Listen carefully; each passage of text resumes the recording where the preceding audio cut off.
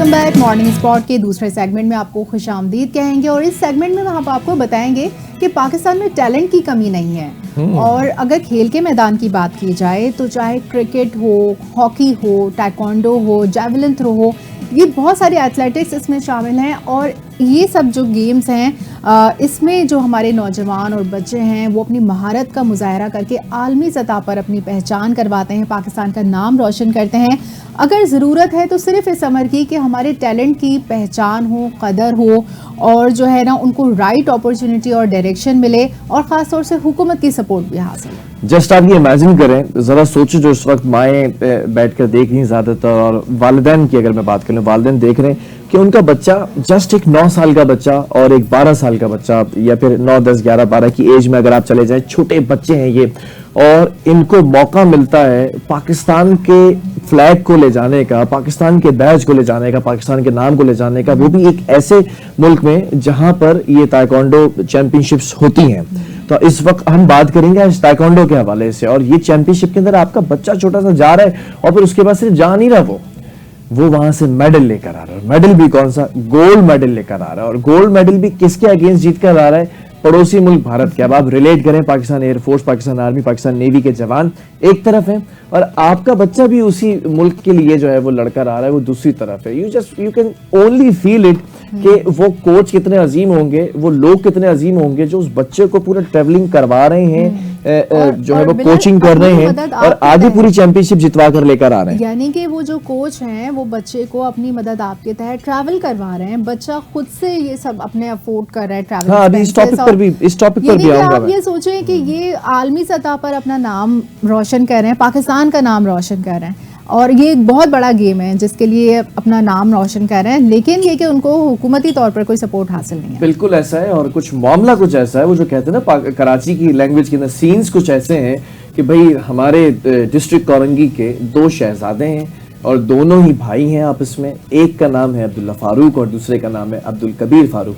ये दोनों जो है वो भाई हैं और दोनों ताइक्वांडो चैंपियनशिप के लिए गए थे और इनके कोच हैं, और इनके कोच ने जो है वो खुद भी जो है वो 2006 के अंदर, 2004 के अंदर ये तमाम चीज़ें जो है वो एक्सपीरियंस की हैं। हसन अली इनका नाम है कोच का, तो हम सबको इंट्रोड्यूस करा देते हैं। कोच भी हमारे साथ मौजूद हैं और वो बच्चा अब्दुल्ला फारूक खान जिसकी उम्र सिर्फ 12 साल है और इन्होंने गोल्ड मेडल हासिल किया है इस वक्त NBW international taekwondo championship Malaysia 2025। आपको याद होगा कुछ ही अरसे पहले हमने एक बच्चे को जो है वो ऑन वीडियो कॉल लिया था चैंपियनशिप, उसने भी जो है वो वहां पर उसने भी मेडल जीते थे। ये वो बच्चे हैं वहां से ट्रेवल करके इस वक्त पहला कोई शो है, पहला कोई टीवी चैनल जिसके अंदर ये आकर बैठे हैं, and it's an honour for NTN news as well, for me as well. और इनके कोच से भी हम जरा पूछेंगे कि इनको कैसा लग रहा है आज पहले मॉर्निंग शो के अंदर आके। हसन भाई अस्सलाम वालेकुम, गुड मॉर्निंग। वालेकुम अस्सलाम। और अब्दुल्ला आपको भी अस्सलाम वालेकुम एज वेल, गुड मॉर्निंग। भाई आपकी तो मॉर्निंग ही गुड होगी आज तो, भाई मेडल शेडल लटकाए हुए हैं, बड़ा प्यारा सा आपने यूनिफॉर्म वेयर किया हुआ है, कैसा फील हो रहा है? बहुत अच्छा फील हो रहा है, दिल गार्डन हो गया है। वो फाइट मैच का वक्त याद है? नॉकआउट पंच क्या था, नॉकआउट क्या किक मारी थी, पंच मारा था, क्या किया था? नॉकआउट किससे किया? ये हमने पॉइंट डिफरेंस से जीते। पॉइंट डिफरेंसेस थे। ये भी बता दो कि किसके खिलाफ लड़ रहे थे? भारत के खिलाफ जंग। अच्छा, टोटल कितनी फाइट्स हुई आपकी वहां पर? 5 फाइट्स कौन से ममालिक से? पहले मलेशिया से हुई, फिर हांगकांग से हुई, फिर नेपाल से हुई, फिर इंडिया से हुई फाइनल। अच्छा, और इंडिया से आप जीते? जी। उम्र क्या है तुम्हारी अब्दुल्ला? 12। बस 12 साल के अंदर पाकिस्तान का नाम मलेशिया के अंदर रोशन करके आ गए हो। अम्मी अब्बू ने कुछ इनामात मिले अभी तक? कुछ रिश्तेदार वगैरह आए थे फूल वगैरह पहनाने, हार वगैरह पहनाए? तो फिर स्कूल में भी अब तुम सेलिब्रिटी बन गए हो, चैंपियन हो गए होगे। सही बात है। सारी वो कौन सी क्लास में? 8 क्लास के अंदर। तो बच्चे सेल्फीज वगैरह ले रहे होंगे तुम्हारे साथ। हसन भाई जरा सा बच्चे से भी बात करना जरूरी था क्योंकि असल कारनामा तो उस शहजादे ने ही सर अंजाम दिया, दूसरा शहजादा भी पीछे बैठा हुआ, उसको भी हम लेकर आएंगे सामने। हसन भाई कैसा फील होता है कि जब आपके सिखाए हुए शागिर्द जो है मेडल जीत कर पाकिस्तान का नाम रोशन करे? अभी रिसेंटली एक जंग हुई है, वो जो ऑपरेशन सिंदूर को हमने बिल्कुल मट्टी तले दबा दिया पाकिस्तानी अफवाज ने। दूसरी तरफ आपके ये जवान है जिनको आप तैयार करते हैं और ये मेडल जीत कर आते हैं। अल्लाह का बहुत बहुत शुक्र है सबसे पहले तो कि अल्लाह ताला ने हमें मौका दिया कि हम उस प्लेटफॉर्म पे गए, और उस प्लेटफॉर्म पे जाने के बाद हमारे बच्चों ने जो एफ़र्ट किए हैं वो मेरे लिए स्पीचलेस है। ओए होए। और उसमें हमारे वालिदैन की दुआएं, हमारे जितने भी पेरेंट्स हैं उनकी दुआएं, पूरे पाकिस्तान के लोगों की दुआएं कि हम जब भी किसी प्लेटफॉर्म पे जाते तो हमें दुआओं के बगैर नहीं चल सकते। प्रैक्टिस अपनी जगह, लेकिन लोगों का साथ बहुत ज़रूरी है। और जिस कंट्री के अंदर हम लोग गए थे, जिस इवेंट में हम गए थे, वहाँ मोर देन 3000 प्लेयर्स वहाँ पार्टिसिपेट कर रहे थे। 3000 एथलीट? यस, 3000 एथलीट्स का मतलब आप समझ लें कि तकरीबन 30 पे 35 मुल्क। 35 मुल्क। अब 35 मुल्क के अंदर बच्चा मेडल निकालना सही बात, बहुत नॉट अ इजी 35 टास्क। मुल्क। और वो तो बहुत ज्यादा माहिर होते हैं टाइकोंडो के, और उनकी तो हेल्थ और फिटनेस भी बहुत जबरदस्त बिल्कुल होती ऐसे ही है। है। तो आपने किस तरह इन बच्चों की हेल्थ और फिटनेस और इनका ये गेम में इतना प्रोफेशनलिज्म लेकर आए? क्या क्या चैलेंजेस आपने फेस किए और कौन सी एकेडमी से आपने इनको ये कोचिंग दिलवाई? बेसिकली मेरा ताल्लुक Zulfi international taekwondo academy of Pakistan से है, और जो कि हमारा एक कैंपस है कोरंगी अल्लाह वाले टाउन में। पिछले 6 साल पहले हम लोगों ने ये कैंपस खोला था, कोविड से पहले। ओके। तो ये दोनों बच्चे, दोनों भाई उस वक्त 2 से 3 महीने बाद एडमिशन इनका हुआ था। दोनों भाइयों का एक साथ एडमिशन कराया? एक वाले साथ साहब ने? एडमिशन कराया। वाह। और इनके वालिद ने यही डे फर्स्ट से सोच रखी थी कि सर आपने इनको अच्छा लेवल पे जाके खिलाना है। तो उन्होंने अपना माइंड पहले ही बनाया हुआ था कि उन्होंने, हर इंसान की एक जजमेंट होती है, और वालिद साहब का भरोसा आप पर? भरोसा था। तो आप इस बात से अंदाजा लगा लें कि 9 साल का और एक 12 साल का बच्चा किसी दूसरे मुल्क में जा रहा है, वो भी ऐसे बंदे के साथ जो कि सिर्फ ट्रेनर है, टीचर है। ओए होए होए। और इनके वालिदैन का भी हम शुक्रिया अदा करते हैं कि वो हम पे भरोसा करते हैं। Very good. और आपने भी उस भरोसे को टूटने नहीं दिया? नहीं, अल्लाह का ये बहुत एहसान है कि हमारे वालिदैन ने हमें इतने अच्छी हमारी तरबियत की कि हम आने वाले लोगों को मिसाल के तौर पे ऐसे बन रहे हैं कि हम नहीं तो हमारे आने वाले इस तरीके से सेम मेथड पे चलें। और जैसे कि आपने हमसे पूछा कि जो हमारे लिए परेशानी और चीज़ें हमने क्या क्या फेसेस करी, बहुत सारी चीज़ें हम लोगों ने फेस करी कि जब ये लोग वहाँ रिंग में गए, क्योंकि हम पाकिस्तान के अंदर मैनुअल सिस्टम पे करते हैं प्रैक्टिस, क्योंकि हमारे पास सेंसर वाले होगो नहीं है, सेंसर वाली इक्विपमेंट्स नहीं है वहाँ पूरी दुनिया। क्या मैं पूछ सकती हूँ कौन से ये इक्विपमेंट्स आ गए हैं, मतलब मैनुअल के अलावा क्या तरीक़ेकार हैं? देखिए, मैनुअली होते हैं, जैसे हम सेफ्टी किट पहनते हैं, जैसे होगो होता है, हेड गियर होता है और ग्लव्स होते हैं। अच्छा। जो हम और फुटवेयर्स पहनते हैं, उसके थ्रू इलेक्ट्रॉनिकल सिस्टम पे पॉइंट आता है। अच्छा। तो हम क्या करते हैं यहाँ पाकिस्तान में, हम सिटी लेवल पे हमारे लिए, क्योंकि वो चीज़ें बहुत एडवांस लेवल है, हमारे पास इस वक्त नहीं है। अच्छा। हम सिर्फ मैनुअली कर रहे होते हैं कि हम आपने फुट कर लिया, मैनुअली नोट डाउन कर लिया, लेकिन बाहर क्या होता है कि पूरा इलेक्ट्रॉनिक सिस्टम है, पूरा मैटेड एरिया है, हम जमीन पे करते हैं क्लास अपनी। और हम लोगों ने उसके बावजूद, मैनुअल प्रैक्टिस के बावजूद, हमने वो सारे पॉइंट्स स्कोर किए इन बच्चों ने। बिल्कुल, क्योंकि देखें हमारे मुसलमान है ना, आपको पता है मुसलमानी जो जज्बा होता है वो किसी भी चीज़ से कम नहीं है। भाई मैं बताता हूँ, मैं आपके जज्बे की अक्कासी की कोशिश करता हूँ, अक्कासी करने की। आप लोगों को याद होगा व्यूअर्स कि एक तरफ राफेल थे और दूसरी तरफ F-16 थे, एक तरफ इजरायली ड्रोन्स थे और दूसरी तरफ हमारे जवानों के हाथ में जो है मशीन गन्स थी। जीत किसकी हुई थी? जीत जज्बे की हुई थी। जीत किसकी हुई थी? जीत उस ईमान की हुई थी, उस हुब्बुल वतनी की हुई थी जिसके लिए टेक्नोलॉजी भी, जिसके आगे पूरी दुनिया की टेक्नोलॉजी फेल हो गई थी। तो ऐसा कैसे हो सकता है कि एक तरफ सरहद पे खड़े हुए जवान टेक्नोलॉजी के बगैर सिर्फ जज्बे से जीत जाते हैं, और इस मुल्क के अंदर पुरअमन तौर पर रहने वाला शहरी जिसके अंदर बच्चों में वो जज्बा है, तो ये कैसे टेक्नोलॉजी को पीछे नहीं हरा सकते और पीछे नहीं कर सकते? तो इन्होंने भी कर दिया वो काम। बिल्कुल वही काम किया जैसा कि उन्होंने किया, हमारी फ़ौज ने। उन्होंने भी वही अपना माइंड सेट, अपना ईमान, अपना दीन और सब चीज़ों को उन्होंने एक साइड पे करके अपना सारा फोकस जिस चीज़ के लिए था उन्होंने पूरा किया। इसी तरीके से हमने भी वही पूरी कोशिश करी वहाँ जाके अपनी फुल एफर्ट के लिए। क्या बात है। ताकि ये बच्चे कुछ पाकिस्तान के लिए करके आएँ, और अल्हम्दुलिल्लाह इन्होंने वो मेहनत करी। और आपने जैसा बता दिया कि इंडिया के ख़िलाफ़ इन्होंने, हमारा सबसे सरप्राइजिंग और सबसे बड़ी अचीवमेंट ये थी कि इंडिया के खिलाफ इन्होंने अचीव फाइट। भाई हमारे 12 साल के जवान ने राफेल गिरा दिया है। हाँ बिल्कुल ऐसे ही है, इंडिया का राफेल गिरा दिया। हाउ डज इट फील, ये जो ग्रीन आपने कोट पहना हुआ है, we bleed green always, Pakistan का जो झंडे का रंग है ग्रीन, तो कैसा फील होता है वहाँ पर? एज अ कोच आप मलेशिया के अंदर मौजूद थे, आपके शागिर्द, आपके बच्चे रिंग के अंदर लड़ रहे हैं और जीतते हुए नजर आ रहे हैं, थोड़ी नर्वसनेस तो होगी ना? बिल्कुल ऐसा ही होता है, किसी भी बड़े प्लेटफॉर्म पे जाते हैं इंसान थोड़ा सा नर्वस भी होता है, ये सोचता है कि बहुत बड़ा प्लेटफॉर्म है, बट ये कि ये कलर पहनने के बाद ऐसा फील होता है कोई नर्वस नहीं। ये चाहता है जो हमारा टारगेट है उसको अचीव करना है। इतनी मेहनत करके बंदा जाता है और वहाँ टारगेट अचीव ना करे तो फिर मज़ेदारी नहीं रहती। अच्छा जरा एक्सपीरियंस बताएं ना अपना, क्योंकि पूरी कौम सुनना चाहती है इस वक्त। मैं तो रिलेट कर रहा हूँ उन वालिदैन से जिनके बच्चे इस वक्त अभी छोटे हैं और खुदा रहा अपने बच्चों को जो है ना डिजिटल गैजेट्स दें, ज़िंदगी का हिस्सा ही है, लेकिन साथ साथ ऐसे कोचेस से भी मिलवाएं, ऐसे बच्चों से मिलवाएं जो इस वक्त फिजिकल जो स्पोर्ट्स होते हैं उसके अंदर ज़्यादा से ज़्यादा टाइम सर्व करते हैं। मैं ज़रा रिलेट करवाना चाह रहा हूँ, ज़रा एक्सपीरियंस बताएं ना कि ट्रैवलिंग कैसे रही, वहाँ पहुँचे तो वहाँ पर फिर प्रैक्टिस भी की होगी वहाँ पर रिंग्स के अंदर, फिर दूसरे कोचेस को भी देखा होगा, वो बड़े एडवांस होंगे, बड़े हाई फाई उनके हुकूमती सपोर्ट्स होंगी, हुकूमती नुमाइंदगान भी उनके साथ होंगे, और आपका मुझे पता चला कि ना कोई हुकूमती सपोर्ट है, ना कोई हुकूमती ऑफिशियल्स आपके साथ हैं। How does it feel?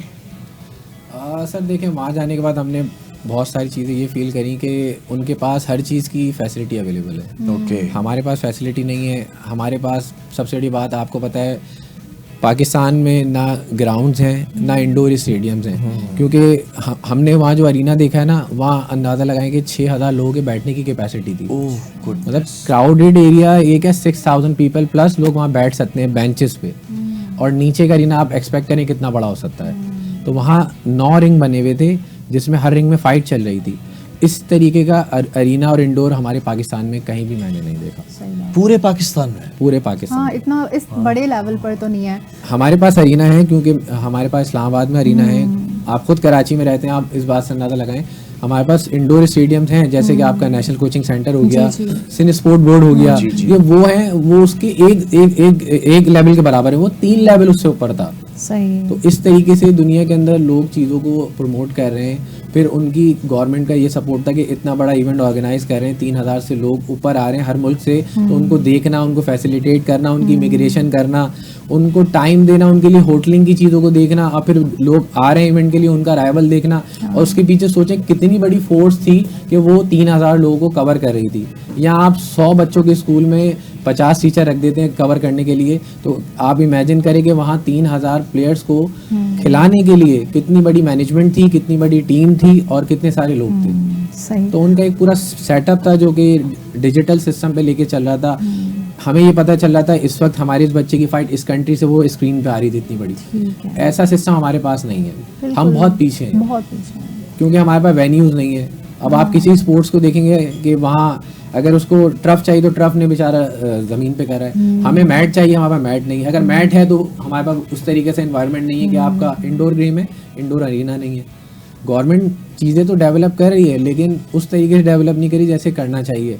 अब कराची में अगर मिसाल के तौर पे 2 करोड़ या 3 करोड़ या 4 करोड़ आबादी है, तो आप मुझे बताएं 4 तो पूरे कराची में इंडोर स्टेडियम है, वो 4 करोड़ की आबादी में अगर 2 करोड़ भी बच्चा बाहर निकल आता है, तो आप मुझे बताएं उन 4 ग्राउंड के अंदर कैसे अकोमोडेट करेंगे। और वो भी ग्राउंड्स की भी जो हालत है वो हम सब देख चुके हैं। आप कोई सा भी जगह विजिट करें, बड़े से बड़े आप गवर्नमेंट लेवल या प्राइवेट लेवल के जो आप स्पोर्ट्स अरीनाज हैं चेक करें, सिर्फ वहाँ कोई पुरसाने हाल नहीं है। सही बात। हम अपनी मदद आप मेहनत कर रहे हैं, हम सारी चीज़ें अपनी जेब से बेयर कर रहे हैं। हम उन तमाम लोगों से रिक्वेस्ट करते हैं और उन अथॉरिटी से जो कि देख भी रही हैं, सुन भी रही हैं, कि सिर्फ एक गेम पे फोकस ना करें। जो आपको पता है कि हमारे यहाँ सिर्फ क्रिकेट के ऊपर हमारी यहाँ फोकस है, लेकिन आपको पता है कि क्रिकेट, और आप ये देखें कि क्या अलमिया है कि क्रिकेट पर हम कितना पैसा लगाते हैं, और जो हमारे परफॉर्म करते हैं प्लेयर्स वो इतना मायूस करते हैं आवाम को कि सब लोग अपने टीवी बंद कर देते हैं। अच्छा, आप ये बताओ कि आपने आलमी सतह पर पाकिस्तान की नुमाइंदगी की है, ये बहुत बड़े एहसास की बात है। इस वक्त आप बहुत छोटे हो, लेकिन जब आप बड़े हो जाओगे ये सारी उम्र ये मेडल आपके साथ ही रहेगा, और आप हमेशा अपने कोच के, अपने जो एकेडमी है उसके शुक्रगुजार रहोगे। तो जब आपने इतने सारे ममालिक से कॉम्पीट किया और भारत को ख़ास तौर से धूल चटाई, कैसा महसूस हो रहा था? बहुत अच्छा महसूस हुआ। आपने क्या क्या अपने जो आपको टाइकोंडो में सिखाया गया, कौन कौन सी आपने किक्स से और कौन कौन सी टेक्निक्स आपने यूज़ की? मिडल किक और फेस किक मारी थी इसको हमने। अच्छा, मिडिल किक और फेस किक। अच्छा, ये बताओ कि जो नॉकआउट किक थी वो कौन सी किक थी, वो भी मिडिल थी या फेस किक थी? यानी फेस किक मेरे ख्याल में वो जो जंप किक होती है। अच्छा, ज़बरदस्त, क्योंकि वो किक और स्पिन किक भी आती है उसमें, ठीक है। अच्छा, आप लोग बॉक्सेस यूज़ नहीं करते हैं? नो, सिर्फ किक से आप खेलते हैं, और किक से ही आपने नॉकआउट किया। अच्छा, अब्दुल्ला, ये बताओ कि कोच सख्त हैं, ट्रेनिंग ज़्यादा करवाते हैं, ज़्यादा एक्सरसाइज करवाते हैं, या कभी कभार आप थोड़ा सा हीले बहाने करते हैं तो रिलीफ मिल जाता है कि अच्छा आज छोड़ो, या बिल्कुल स्ट्रिक्ट है हसन भाई? सर सर बहुत तेज अच्छी ट्रेनिंग कराते हैं। अच्छी ट्रेनिंग कराते हैं। सख्त हैं या जैसे अभी बैठे हुए मुस्कुरा रहे नरम है वैसी हैं? गुस्सा करते हैं? जी अच्छा ये बताओ, जब जा रहे थे पाकिस्तान से तो अल्लाह ताला से दुआ की थी कि भाई सुरखुरू होकर वापस हो? मम्मा पापा से कहा था कि भाई आप लोगों ने दुआ करनी है कि मेडल लेकर आए बच्चा? जी बोला था। तो जब वहां से जीत गए तो सबसे पहली कॉल किसको की थी सर ने तुम्हारे? अम्मी अब्बू अम्मी अब्बू को की थी। और क्या बताया था कॉल करके? गोल्ड मेडल हासिल कर। गोल्ड मेडल जीता है। तो फिर उसके बाद अम्मी रो रही थी, मुस्कुरा रही थी और साथ साथ रो भी नहीं थी, जी दुआएं दे रही थी। जी और पापा अब्बू क्या कह रहे थे? अब्बू तो बहुत खुश अब्बू तो होंगे। बहुत खुश थे इंडिया। क्योंकि अब्बू ने तो एडमिशन करवाया था दोनों भाइयों का। अच्छा कितना अरसा, जरा मैं भूल गया, आपने बताया था कितना अरसा लगा ये मेडल जीतने में और एडमिशन का टाइम, कितना टाइम पीरियड है? तकरीबन ये 6 साल पहले मेरे पास एडमिशन इनका हुआ था कोरंगी अल्लाह वाले टाउन के अंदर कैंपस में हमारे। तो उस वक्त ये समझ लें तकरीबन 6-7 साल के होंगे। ठीक है, 7 साल के थे।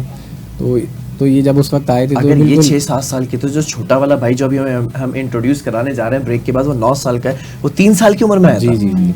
My goodness. हमारा गेम समझ लीजिए जब स्टार्ट होता है वो 3 साल से स्टार्ट हो जाता है कि बच्चा अगर अंडरस्टैंड करता है, आपकी बात समझता है, तो उसको हम करा सकते हैं। हमारे पास तो ऐसे बच्चे भी आ रहे हैं ऑटिज्म के, जिनको ऑटिज्म वाले बच्चे भी आ रहे हैं। पेरेंट्स हमें कॉल करके बोलते हैं हमारा ऑटिज्म वाला बच्चा है, आप इनको भी लें, जाहिर इनको क्या थोड़ा बहुत और फिजिकल मेरे ख्याल एक्टिविटी में कराएं। वो जो ऑटिज्म वाले बच्चे हैं उनको उनकी एनर्जी डायरेक्ट हो जाती है उस गेम की तरफ और उनमें जीने की लगन पैदा होती है। वरना तो उनके पास कोई मायने नहीं होते उसकी ज़िंदगी के, लेकिन वो क्योंकि उनको डायरेक्शन देता है ये गेम, तो यकीनन उन बच्चों के लिए भी बहुत बड़ी बात बिल्कुल है। ऐसा ही है कि माँ बाप अपने बच्चों के लिए बहुत ज़्यादा कंसर्न है, क्योंकि देखें कुछ ऐसे बच्चे स्पेशल होते हैं उनको लोग नहीं एडजस्ट कर पाते, ना कोई एक्टिविटी एडजस्ट कर पाती है। तो वो लोग ये चाहते हैं कि अपने बच्चों को किसी न किसी स्पोर्ट्स एक्टिविटी में डालें ताकि उनकी बॉडी वर्किंग में आए, तो उनका माइंड थोड़ा सा खुले, लोगों के साथ इंटरफेरेंस करें, लोगों के साथ मिंगल हों और लोगों को समझे कि वो कैसे नॉर्मल लाइफ ये तो बहुत अच्छी बात है ना, वो सेंस ऑफ अचीवमेंट ही उनके लिए एक भारतीय- फ्यूल का काम देता है। भारतीय अदाकार हैं आमिर खान, उनकी भी एक